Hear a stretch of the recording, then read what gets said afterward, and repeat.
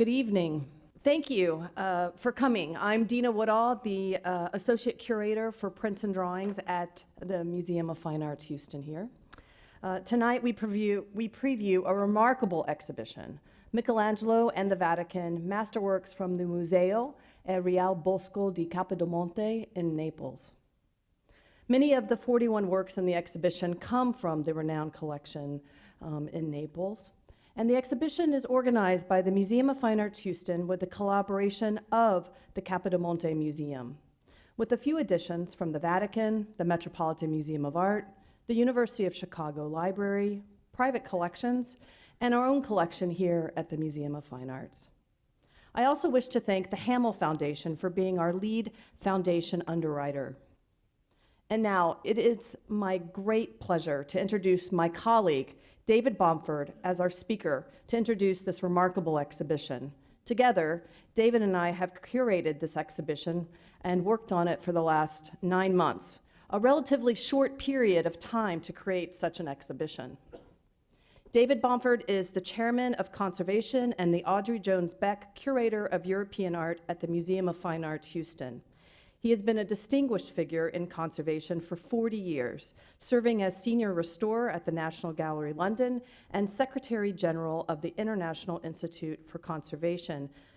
From 2007 to 2010, David was Associate Director for Collections at the J. Paul Getty Museum in Los Angeles, and served as an Acting Director of the Getty Museum during 2010 to 2012. He joined the museum here in November 2012, serving two aspects, as noted by his title, the Head of Conservation and Curator in charge of European Painting.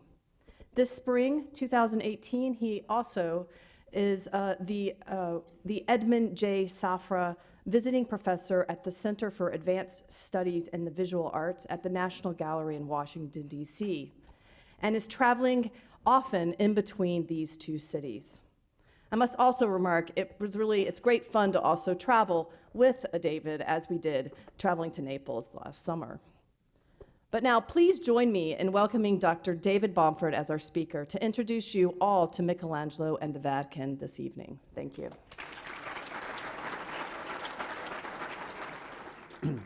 Thank you, Deena, very much. This has been a wonderful show to put together, and our colleagues here in the museum have done a marvelous job in installing it. And those of you who've seen it will know that already, and for those of you that haven't, there will be an opportunity to see it after this lecture. The collection that we have borrowed most heavily from is the Capodimonte Museum in Naples, and for those of you that don't know it, it is a royal palace on a hill overlooking the Bay of Naples in the most sensational position, and it has one of the great collections of European art inside its walls.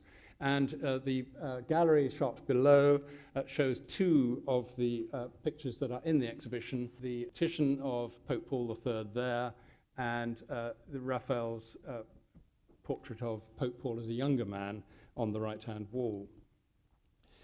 The two characters we are most interested in this exhibition are Michelangelo on the left and Pope Paul III on the right.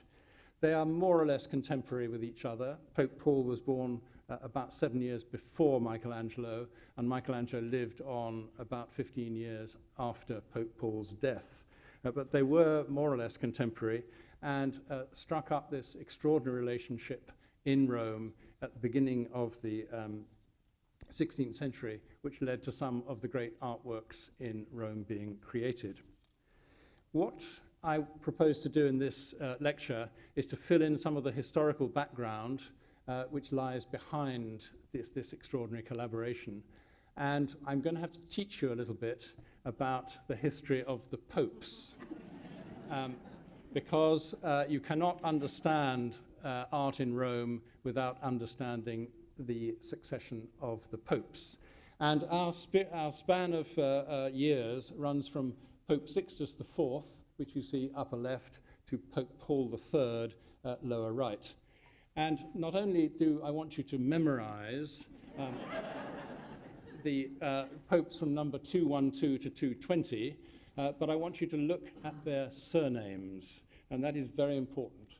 So Sixtus IV was a della Rovere. Alexander VI was a Borgia. Julius II was another della Rovere. Leo X was a Medici. There's this strange Dutch pope creeping in here. But Clement VII was a Medici, and Paul III was a Farnese. And those families matter, because in Italy at this time, and especially in Rome around the papal enclave, there were tremendous rivalries and blood feuds between families. And even in this small selection of popes, we have extraordinary rivalries going on. For example, the della Roveres basically hated everybody, but they especially hated the Borgias, and they especially hated the Medici. And the della Roveres supported something called the Pazzi conspiracy in Florence, whereby Lorenzo de' Medici's brother was killed. So the Medici popes and the della Rovere popes were at daggers drawn, literally. Our Pope, Alessandro Farnese, Pope Paul III, was especially related in a curious way to the Borgia Pope, Alexander VI, because Pope Paul III's sister, Giulia Farnese, La Bella Farnese, was Alexander VI's mistress. And so Alexander VI, because he wanted to please his girlfriend, made Alessandro Farnese a cardinal. So there are all sorts of complicated interactions going on between these great families and between these popes. If you add in the pressures that the popes were under from European history, the King of Naples, the King of France, the Holy Roman Emperor Charles V, there were wars and invasions going on all the time that these popes were reigning in Rome.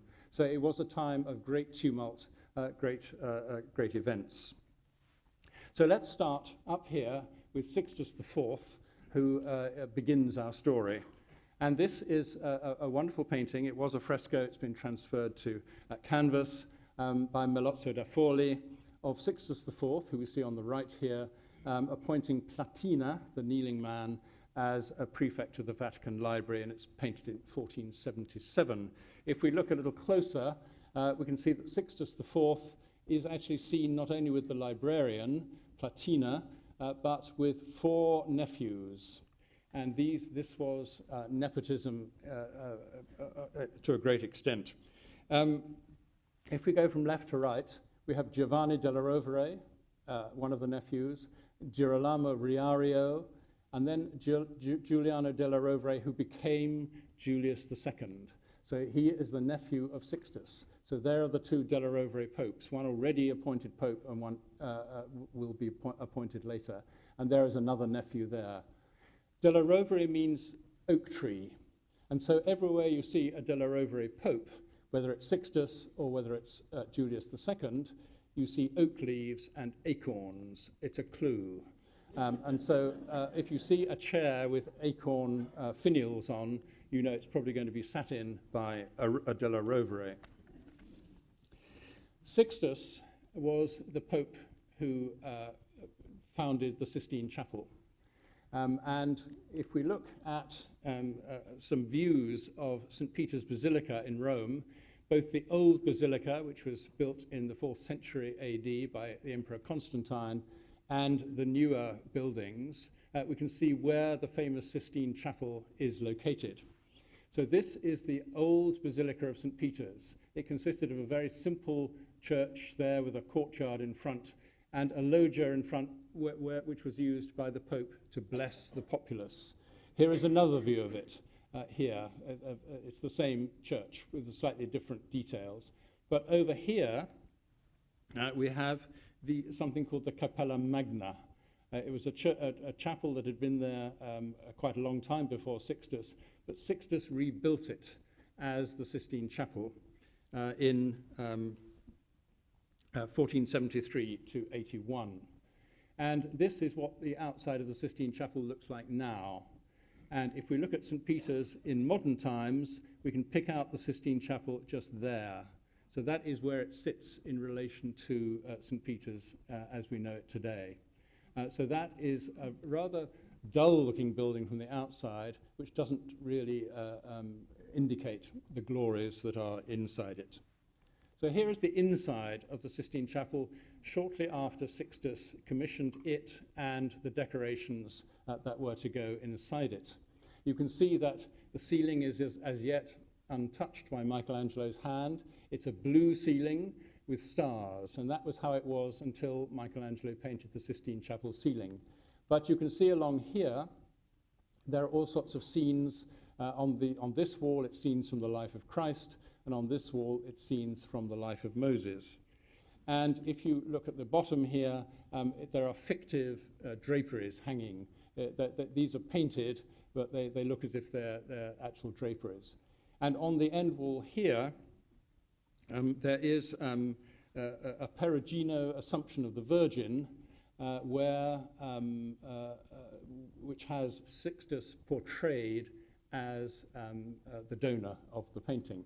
Now, this is the wall where the Last Judgment would be painted in the next century. And that Last Judgment was commissioned by Clement VII, a Medici, and he took great delight in covering up the image of Sixtus IV della Rovere. So there are all sorts of shenanigans going on inside the Sistine Chapel, but this is how it looked shortly after Sixtus commissioned it. So here is a present-day view of the life of Christ going along that north wall. And in any other setting, every single one of these frescoes would be the greatest masterpiece you had ever seen. But because you've got the Last Judgment and the Sistine Chapel ceiling surrounding them, people simply don't notice that these are absolutely stunning paintings. And here, for example, is the great Perugino Consignment of the Keys, painted in 1481-2, shortly after the Sistine Chapel was built. If you look down here, there's a painting which doesn't really match these other paintings, and it's quite interesting for the purposes of our exhibition because it shows this rather odd resurrection of Christ by a man called Hendrik van den Broek, who was an associate of Vasari, a later painter who worked around the Sistine Chapel and wrote the life of Michelangelo. And by a wonderful coincidence, we have a painting by Hendrik van den Broek in our exhibition upstairs. But I'll return to that a little bit later. But the coincidence of those two paintings by the same artist was something I felt I should point out to you. The next Pope of interest to us, of course, is Della Rovere's nephew, Pope Julius II. And here he is painted in 1511 in a great portrait by Raphael in the National Gallery, London. And here he's quite elderly. He's 68 years old here, and he was known as the warrior pope, and in fact he was extremely aggressive and warlike in his younger years, but here he looks anything but a warrior. But you can see the acorns, the Della Rovere symbol, and it's said that in order to become pope, he, many years before, he was elected in 1503, he tricked Cesare Borgia, the son of Alexander IV, into voting for him by promising him lots of money, which he never paid. And so the rivalry between the Della Rovere popes and the Borgias continued. And he said that the Borgias, he wanted to cover up every work of art that the Borgias had made, and he wanted their bodies shipped back to Spain. So the hatred between these extraordinary families was intense. Now, we're going to get later on to the building of the new St. Peter's, but it's important to say that in 1506, Pope Julius II was aware that the old St. Peter's Basilica was falling down. It had been there since the 4th century. It was extremely decrepit and crumbling, and he recognized the need for a new basilica on the same site. So in 1506, he laid the foundation stone for the new basilica, and construction on the new basilica continued sporadically after that, but we'll talk about that a little bit later on. Now let's look at the artist, of course, that's the feature of our exhibition. Michelangelo. Here is Vasari's Life of Michelangelo. The first edition was in 1550, and the second edition, in which the woodcuts of the artist's features were included, was in 1568. And Michelangelo was the first artist, living artist, of whom a biography was written in the first edition of Vasari's Lives. So in the 1550 edition, there was Michelangelo's life was sketched up until the present time, and then in the 1568 edition, 4 years after Michelangelo's death, Vasari brought it up to date and included this wonderful image of Michelangelo. Vasari says extraordinary things about Michelangelo in his life, and you can read it online. It is the most riveting read of Michelangelo's life. But he said certain key things near the end about Michelangelo's character. I mean, he describes him physically as a very healthy man, he said, thin and muscular, although as a boy he was sickly. When grown up, he also had 2 serious illnesses. Nevertheless, he could support any amount of fatigue. He was of middle height, wide across the shoulders, but the rest of his body in good proportion.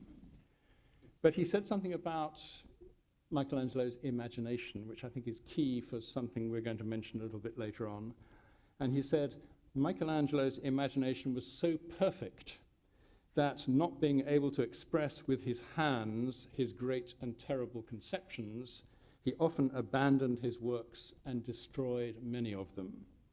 I know that a little before his death, he burnt a great number of drawings and sketches.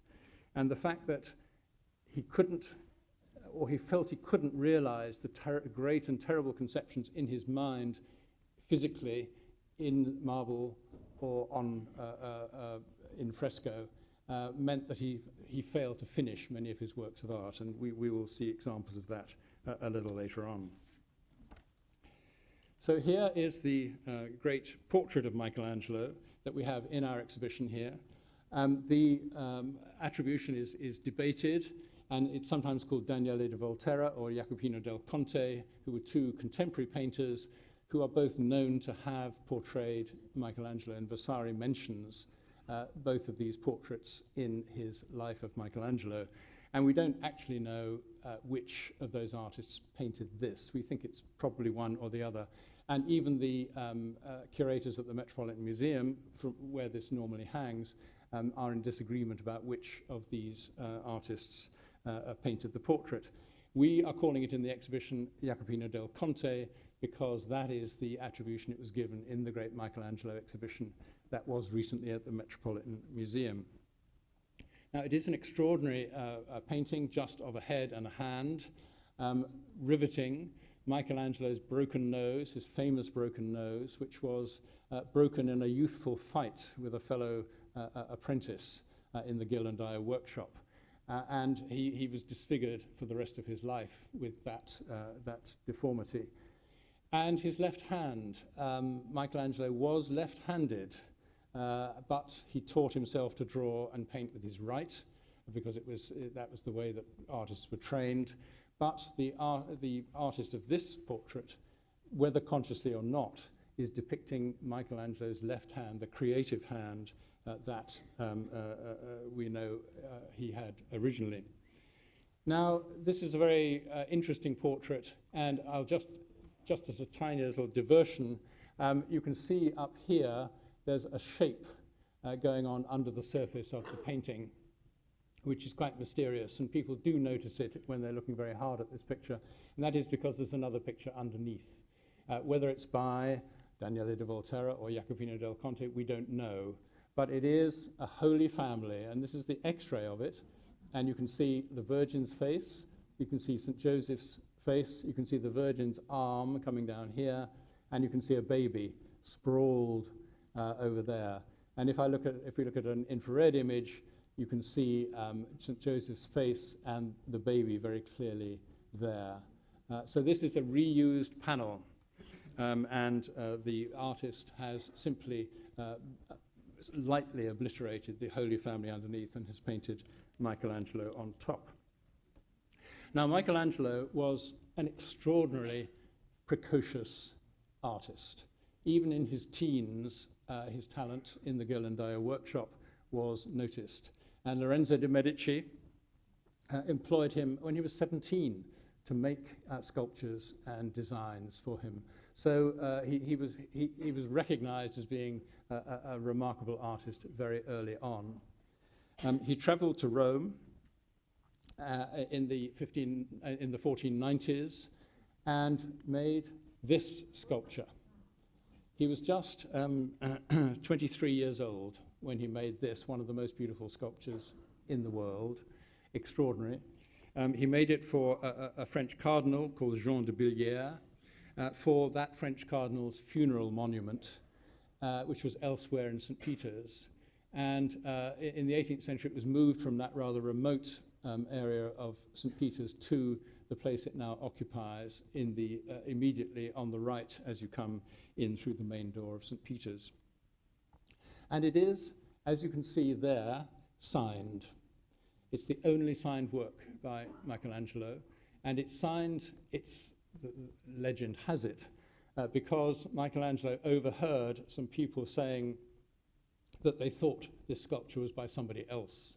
The other sculptor was named and was given credit for it, and Michelangelo was so indignant that he then sculpted his signature on the band that crosses the Virgin's breast there.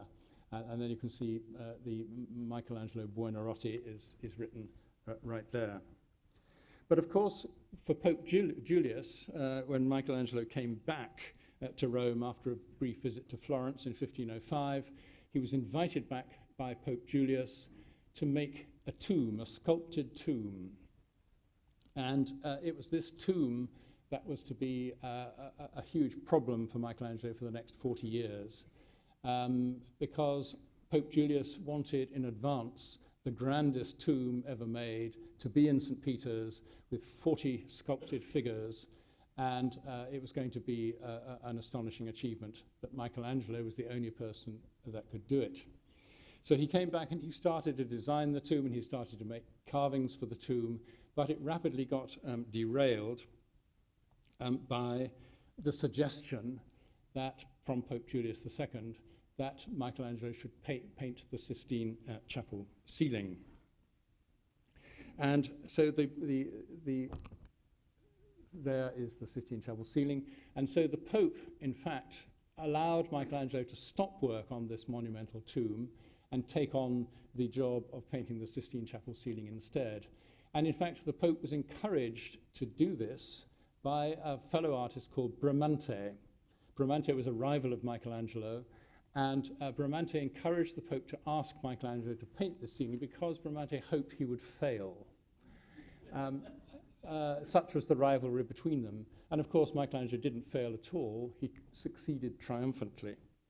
Now, when the Pope, Julius II, asked Michelangelo to paint the ceiling, he suggested something straightforward. He said, how about the 12 apostles?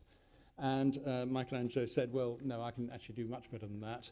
I'll do the whole of Genesis, the creation and the fall of man and so on. And so that is what Michelangelo ended up painting. And it's an amazingly complex program. And here, courtesy of Wikipedia, is the plan of Michelangelo's ceiling.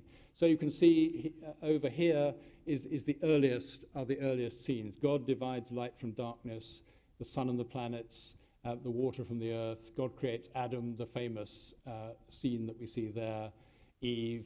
Adam and Eve are tempted and the fall of man, and then we get to Noah.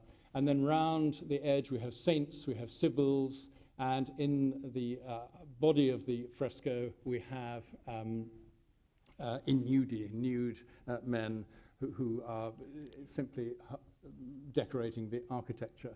And of course we have all these lunettes around. It's an extraordinarily complex program, which also includes the ancestors of Christ. I mean, iconographically, it's an extraordinary achievement even to have dreamed this up, then to actually paint it was amazing. So some of the details, of course, we have the creation of Adam, and we have this amazingly dynamic scene. I mean, creation scenes before Michelangelo were very static. Here we have God swooping in to a rather lackadaisical Adam, who is about to get the spark and leap into life. So this is a wonderful conceit of this dynamic creator coming to wake up Adam. And of course, you get all the characteristics of Michelangelo's figures. You get these great muscular figures, which are always twisting in one way or another. He loved to see bodies in a sort of corkscrew style. And then we have God creating the sun and the moon. Again, amazingly dynamic, and the twisting body here in furious action. And then, of course, the fall of man, in which the temptation of Adam and Eve and the expulsion from the Garden of Eden is shown in a single scene, and they're sent on the way by this avenging angel, this extraordinarily fierce angel. And it's said, although I don't believe it, that these are oak leaves, indicating the de la Rovere connection. And then, of course, you have wonderful details in the Sistine Chapel. You have some of the prophets like Ezekiel. Isn't that the most extraordinary piece of painting? You have the inudi, these nude men who are distributed around the architecture. And then you have the Sibyls, who I think are probably among the most beautiful parts of the whole painting. So the Sistine Chapel ceiling was painted, and Julius II then turned to another artist, Raphael, to decorate his rooms in the Vatican. And they became known to later generations as the Raphael stanze, the Raphael rooms. And they were decorated with very famous scenes like the School of Athens. And we have a drawing in our exhibition which relates to one of the other rooms, and that's this room, the room of Heliodorus. This scene here is the expulsion of Heliodorus from the temple. And so Heliodorus is being thrown out of the temple here. And over here we have good old Pope Julius II presiding over the scene. So here he is there. But up in the ceiling of the room of Heliodorus, there are four biblical scenes by Raphael, including this one, which is Moses and the burning bush. And that's a scene from Exodus, where Moses was looking after the flock of Jethro, his father-in-law, and he was attracted by this extraordinary sight of a bush burning but not being consumed. And he approached it, and out came the voice of God, telling him to take the Israelites from Egypt and take them back to Canaan, the land flowing with milk and honey. And so in this particular scene, Moses is covering his eyes in terror at the sight of this bush with the voice of God coming out of it. And in our exhibition, we have Raphael's original drawing for it, which is an astonishing work. And it is from the Capodimonte Museum, of course.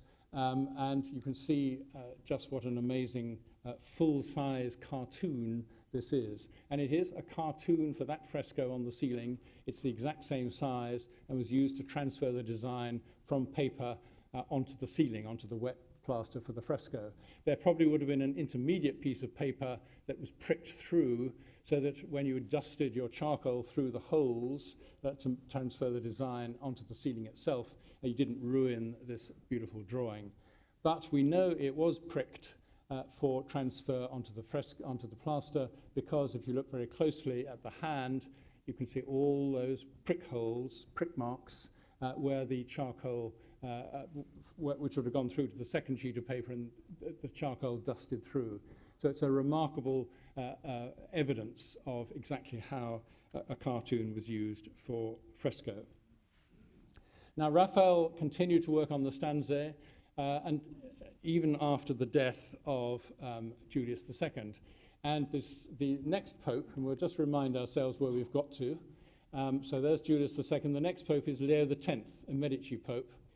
So Leo X continued to support Raphael in painting the stanze in the Vatican private rooms. And so the Raphael that we just saw was completed in the reign of Leo X, not Julius II. But Leo X was a Medici pope. His city was Florence, and he sent Raphael back to sent Michelangelo back to Florence in order to work on the Basilica of San Lorenzo. To make the facade for San Lorenzo, which was Leo X's own church, and to design the facade and make it and install it. They ran out of money, and the facade for San Lorenzo in Florence was never built, and if you go there today, it is still without its facade. But what else did Leo X do in the Vatican? Well, he commissioned Raphael again to make designs for cartoons. And here we have just one of the cartoons, the design by Raphael and the tapestry itself.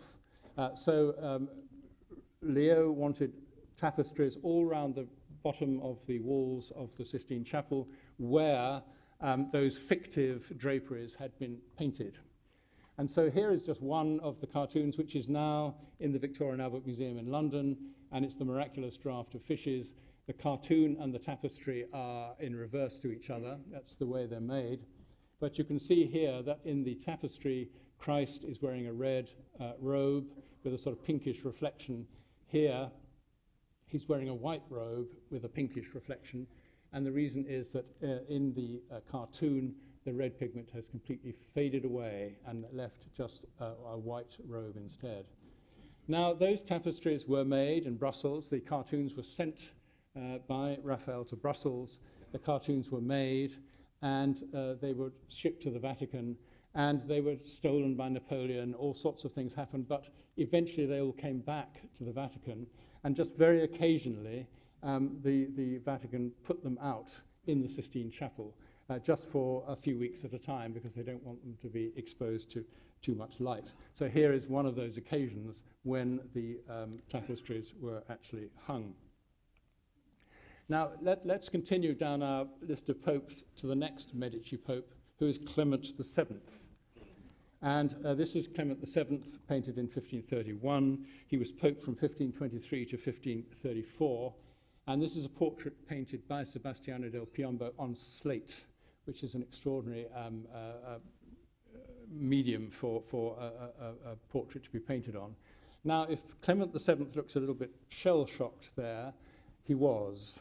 And that is because this was painted in 1531, but in 1527, one of the most cataclysmic events in Rome's history had happened, and that is the so-called sack of Rome, when the troops of Charles V, who was raiding northern Italy, got out of control. Clement VII had not been very supportive of the Holy Roman Emperor, and so the troops came and they ransacked Rome, and the population of Rome emptied out, all the artists went away, and it was the most traumatic time for Rome, and took several years to recover. The importance of Clement VII is that he revisited the decoration of the Sistine Chapel and decided that on the end wall would be a Last Judgment. On the altar wall, the west wall, remember, it's the wall where the portrait of Sixtus was, and the Medicis and the Della Roveres did not get on. So he was very happy to cover up the portrait of Sixtus on the end wall. And so he commissioned Michelangelo to design and paint the Last Judgment, which we'll see in a moment, but he died before it could actually happen. And so it fell to his successor, our Pope, Paul III, Alessandro Farnese, to complete the task. So we see Pope Paul III both as an old man in 1543 on the right, and as a younger man as a cardinal, painted in 1512 by Raphael on the left. And remember, he'd been made a cardinal by his sister's boyfriend, Alexander VI, and he was made a cardinal in his early 20s. It was possible to become a cardinal even before you were trained as a priest. You were made a cardinal as a sort of political gesture, and then you got around to being a priest afterwards. So quite often, cardinals were made in their teens. He at least had made his 20s, but cardinals could be made very early on, and then you learned your priestly duties later. He had also been made the Duke of Parma, and so he was an extremely well-appointed man. Let me just go back. He's also, you mustn't forget the great surges of European history that are going on all over the place. With the Reformation raging in Northern Europe, it was all going on at this time. And this was the Pope Paul III, who excommunicated Henry VIII in England. So you have to remember that there's we're not just talking about Rome here, we're talking about Europe-wide events. So here is the Last Judgment, that commissioned by Clement VII, carried on by Pope Paul III, and here it is on the west wall, the altar wall of the Sistine Chapel. An amazing composition, 300 figures or so, and unlike the Sistine Chapel ceiling, which has all these sort of framing elements around which define it, this is like looking out through a window. There are no framing devices. It just seems to carry on past the building, as it were, outside the building. It's an amazing spectacle. So what is the Last Judgment all about? Well, clearly it's about the dead rising from their graves. They're being, these wingless angels here are blowing their trumpets, and all the dead are rising from their graves. And the general scheme of things is that on the left, the elect are rising up to heaven, and on the right, the damned are sinking down to hell. And on the left, they're being, where they need assistance, they're being helped up by angels, and on the right, they're being dragged down by devils. So it's the most terrifying spectacle here. The central figure, of course, of Christ, with the Virgin under his arm looking rather acquiescent, is surrounded by apostles and saints. So you have St. John the Baptist here, you have St. Peter over there with his keys, you have St. Andrew with his cross shape on which he was crucified, you have St. Lawrence with his gridiron here, and you have various other saints and apostles around Christ here. The figure of Christ is based on the Apollo Belvedere, the great Greek statue, which of course was very famous even at this time. So if we look at some details of the elect and the damned, you can see amazing conceptions that Michelangelo has made. For example, here's a figure who's being the subject of a tug of war. There's an angel trying to take him up to heaven, and here's a devil trying to drag him down to hell. Here is a figure being pulled up by an angel with a rosary, and some of the elect just simply float up under their own volition. So it is an amazing scene here.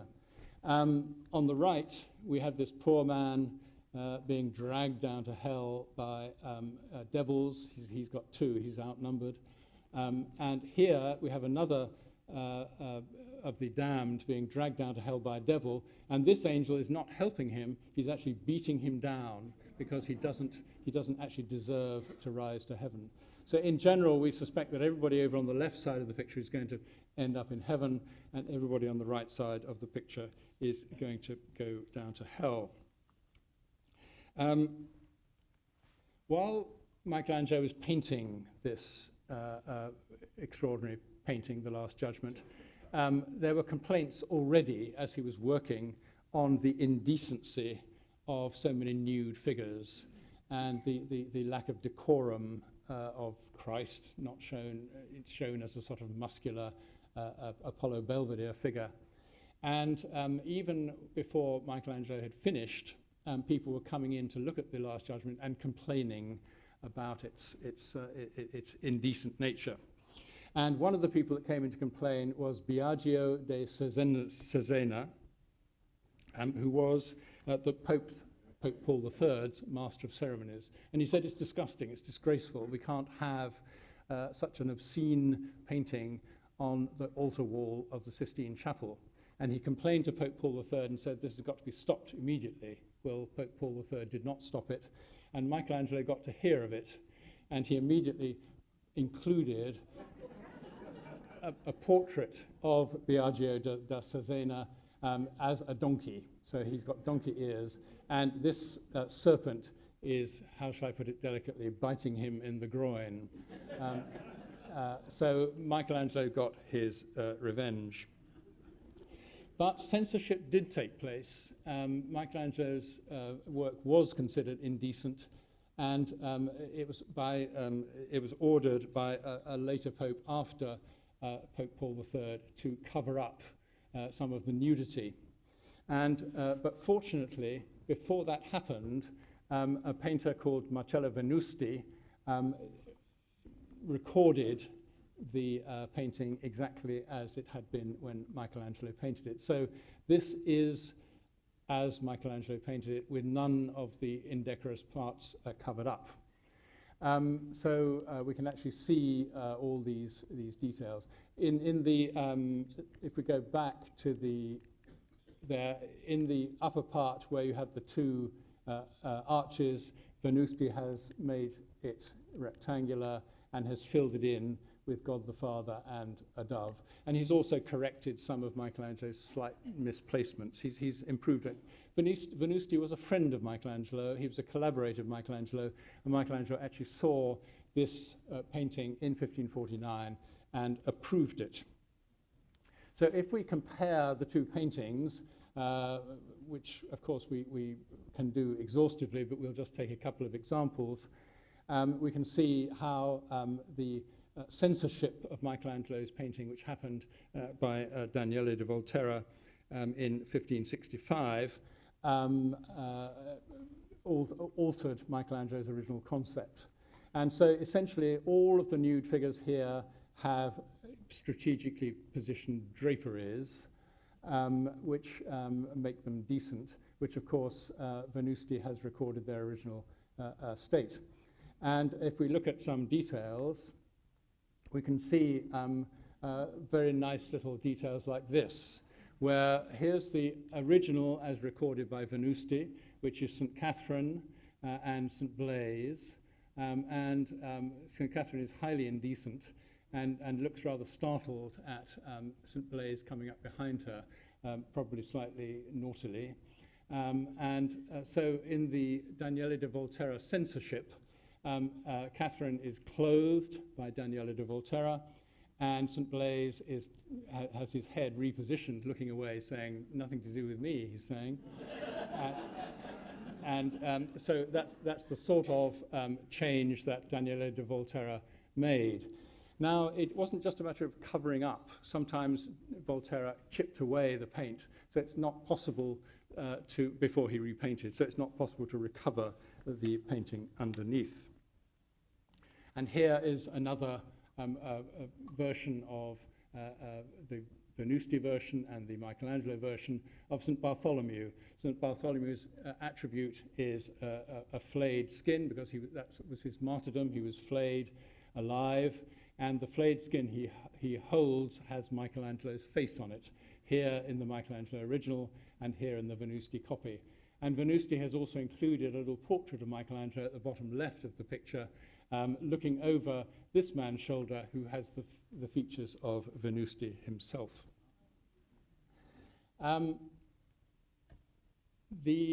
Another great project that was conceived by Pope Paul III and Michelangelo was the Pauline Chapel.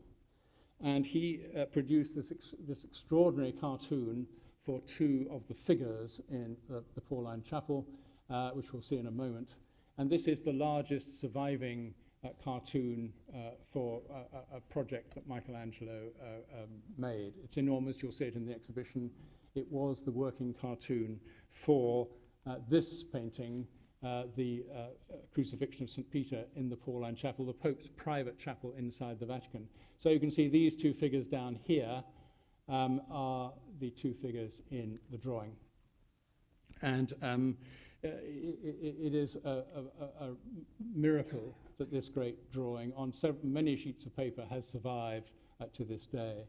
It was collected by a collector called Fulvio Orsino, and who collected other great drawings from the Vatican, and by that means it was preserved, and then it passed back into the Farnese collection. And the Pauline Chapel is still used today as the Pope's private chapel. Here is the Pope on his birthday, celebrating with the cardinals, and there is the crucifixion of St. Peter. St. Peter was crucified upside down at his own request in order to distinguish himself from Jesus, who was obviously crucified upright. Another of the great cartoons we have in the exhibition is this extraordinary Venus kissed by Cupid. And here Michelangelo was not doing a design for himself, for one of his own works, but for other people to use. And this was for the house of a Florentine banker called Bartolomeo Bettini, who wanted to decorate a room themed with scenes of Tuscan love. And so here is the great cartoon, which eventually was painted not by Michelangelo, but by Pontormo. And that Pontormo became the painting, the prime painting from this cartoon. But so influential was this composition that many other painters painted it too. And here are just a selection of them. So there is the Pontormo, the prime painting done from that cartoon. This is the painting we have in the exhibition, Van den Broek, that I pointed out earlier. Here is a Vasari in the Royal Collection, and here is a Torsini from the Galleria Colonna Rome in the installation at the Metropolitan Museum recently. There are 32 versions of this painting, and it was painted over and over again as an extraordinary tribute to Michelangelo's composition. Meanwhile, Michelangelo had all these projects, but he was still struggling with Pope Julius II's tomb. And so we've gone many years past Pope Julius II's death, but succeeding popes encouraged Michelangelo to continue with the tomb design in order to honor Pope Julius II. This is the drawing of the tomb as Michelangelo originally conceived it in 1513, which would have had 40 figures on and been in St. Peter's Basilica. But eventually, in 1545, he kind of gave up and essentially installed this much smaller tomb with a much simpler concept, with one single figure in the center of Moses, not in St. Peter's at all, but in San Pietro in Vincoli. But he had continued to carve sculptures for Julius's tomb, which was going to have nude men, rather like the Ignudi on the Sistine Chapel ceiling. And many of them are unfinished, and these are astonishing works of art. You can see that Michelangelo is freeing them from the marble that contains them. Michelangelo said, inside this block of marble is a figure trying to get out. You could conceive the perfect figure inside the marble, and all I've got to do is free it and make it visible. But in these cases, he never finished the carvings. And so these so-called slaves, the prigioni, the prisoners, are a remarkable legacy of Michelangelo's struggle with the tomb of Julius II. And it's said that essentially what he was saying is that the body is the prison of the soul. So that's why they're called the prigioni. Essentially, he was trying to make prisoners for the tomb. Now, while we're on the subject of drawings, that beautiful drawing of Julius's tomb, we have amazing drawings in this exhibition selected by Deena from the collection at Capodimonte and from our own collection. And it's to illustrate the whole business of drawing in the 16th century, both for drapery studies. This is the earliest drawing in the exhibition, for studies of anatomy, for compositional studies, for animal studies, and I just advise you to go up and enjoy some of the greatest drawings you will ever see gathered together in this context. Meanwhile, Pope Paul III was getting older. Here is the portrait of 1545 to 6. He was only a couple of years off his death here. He's with his grandsons. Now, again, he had children as a young priest, as a young man, and so when he became Pope, he had 5 children already and grandsons, and then he appointed them all very nepotistically to various positions in Rome. And so he was Alessandro Farnese. This is Alessandro Farnese, his grandson, who was also a cardinal appointed by his grandfather. This is Ottavio Farnese. And this was a great portrait by Titian, which is also in Capodimonte, couldn't travel here for our exhibition. But it is one of the great Titians in Europe. It's unfinished. The family were not pleased with it, presumably because it made the Pope look so old and wizened. But it was ignored for a century. It just stayed in the Farnese storerooms. And then it was brought out and exhibited again. And it's now one of the great treasures of Capodimonte, the museum, which was in the center of that room I showed you at the very beginning. We're going to finish with Michelangelo, the sculptor. And under Pope Paul III, he was able to exercise his amazing skills as a designer of sculptural and architectural products. I meant architectural projects. So here is one of the ones that he was commissioned to do by Pope Paul III. This is the so-called Piazza del Campidoglio, which is on the Capitoline Hill. And it was just a jumble of old buildings when Michelangelo took it on as an architectural project. And he basically designed very elegant facades for some of the existing buildings. And so he made this beautifully harmonious square. But in fact, it wasn't completed in his lifetime. And the Palazzo Nuovo, which is the palace on the left, wasn't actually completed until the 18th century. And the floor, the pavement here, wasn't actually put in until the 1940s. So this was a very long project indeed, but one of Michelangelo's most famous architectural projects. Michelangelo also worked with Pope Paul III on the Palazzo Farnese in Rome. It had been started by Antonio da Sangallo. Then Michelangelo added this extra story and this huge pediment along the top to make it into one of the grandest palaces in Rome. And you can see that each story gets a little bit taller as you go up the building to allow for the perspective and the recession as your eye travels up. On the right, just for the sake of completeness, we have the Farnese Villa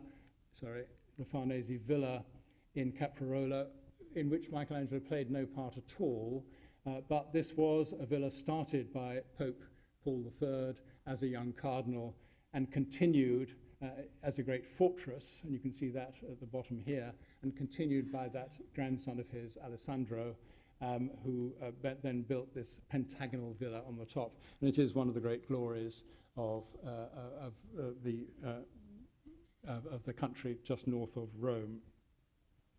Meanwhile, St. Peter's was ticking along. And in 1547, Pope Paul III said to Michelangelo, St. Peter's is going nowhere. I want you to take over the architectural planning of St. Peter's.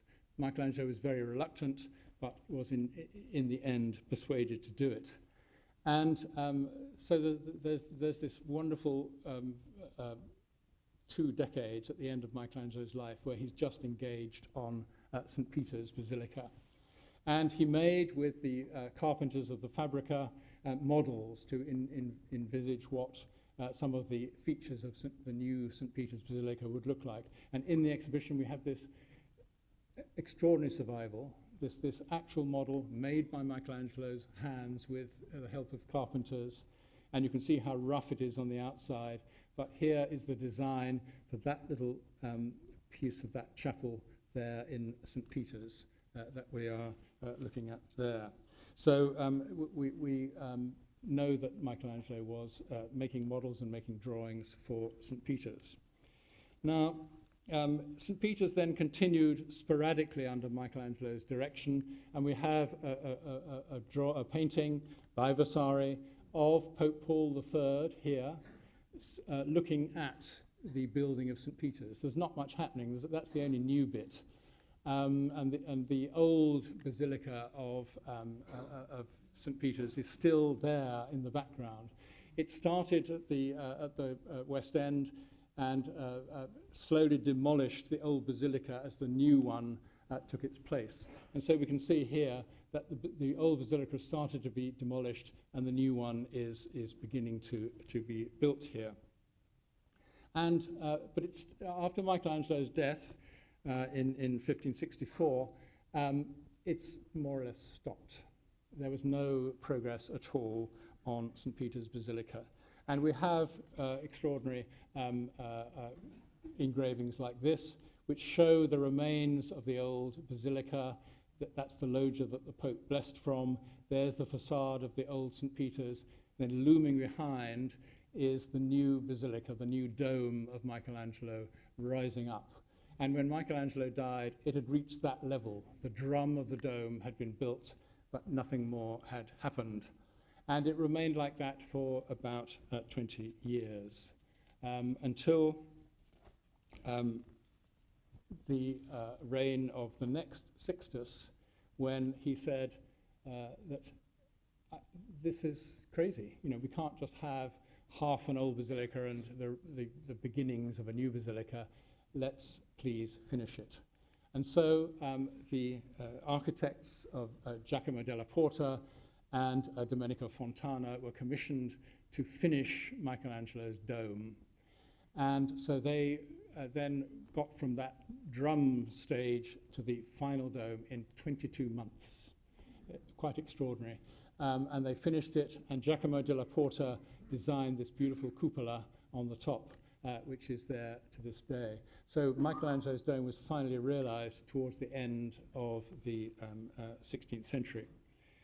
Now, but when this was built, some parts of the old basilica still remained, and there was a doubt as to whether they should actually be demolished because they were so precious. They'd been there since the 4th century, and finally an agreement was come to that as long as the floor plan of the new basilica covered the floor plan of the old basilica, then everybody would allow it to be demolished.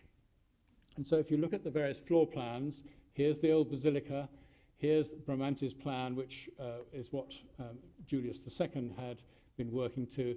Here's Michelangelo's plan for Pope Paul III, and but that was just going to be a round church with the dome on top.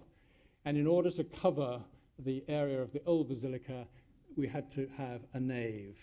And so Moderno then designed the rest of the St. Peter's we know today with a nave here, which was completed at the beginning of the 17th century. So here is the history of the plan of St. Peter's in a simple diagram. So by the beginning of the 17th century, the St. Peter's we know today had been built. Michelangelo's dome had been completed by Giacomo della Porta, and it just awaited the huge Bernini arms that sweep around St. Peter's Square, which is how we know the St. Peter's today. We've left the Renaissance behind. We've now entered the Baroque, and Bernini has taken over, and Michelangelo is far behind. But we can't forget the contribution that Michelangelo and Pope Paul III made to the extraordinary achievements of art inside the Vatican. Thank you very much.